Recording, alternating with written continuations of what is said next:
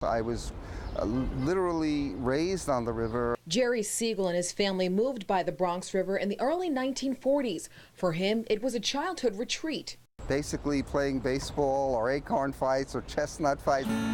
As an adult singer-songwriter, he reminisces of his yesteryears on the river in a song he wrote and recorded. The kid in the old picture, standing down by the city's only freshwater river. You did not want to get near in. There were rats that were the size of any cat that I can think of. I hate to say it. For most of the 20th century, the river actually did serve as a landfill. People would drive their cars to the water, park, and throw their personal trash in the river. Now, the Department of Sanitation tried to discourage this by putting up signs like this one that warned people would be fined $1,500 and their card would be towed for polluting. Linda Cox, executive director of the Bronx River Alliance, says initial cleanup efforts happened in the 1920s when the Bronx River Parkway was built. What they built under the parkway was a big sewer pipe to catch sewage that would otherwise end up in the river. It was still in bad shape, but for Jerry, it was a classroom that taught him culture and diversity. We used to bike and see mansions up in Yonkers,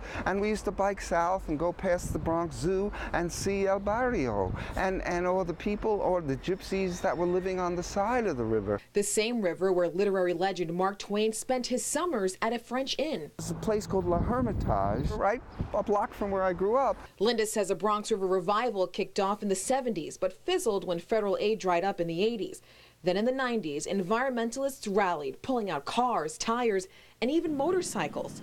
Here's the river today. 2,000 people last year could come out and canoe on this river. It's green, it's lush, there are egrets, there's a beaver. There are two, Jose and Justin Beaver. Signs of progress for a river that at one point could sustain no wildlife. It still has a long way to go, but Linda and Jerry say its potential, like a river, has no boundaries. The last part of the song says, if they made it cleaner and greener in the Bronx, they can make it better anywhere. With my cowboy hat on. From the Bronx River, Alicia Laventure, News 12 The Bronx. I'm the kid in the old